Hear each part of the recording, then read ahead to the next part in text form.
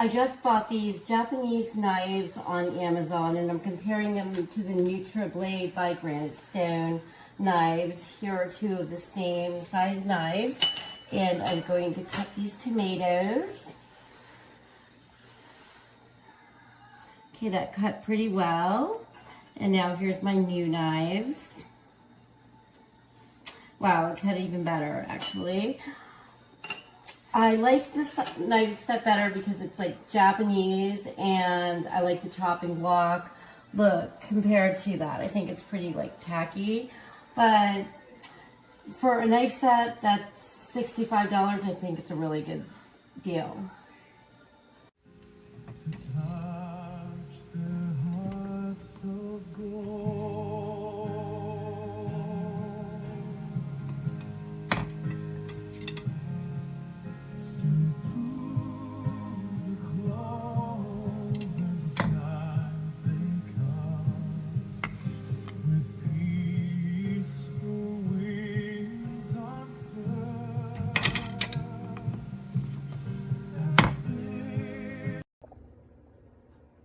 So I was cutting open this bagel this morning, and I don't know if you can see this.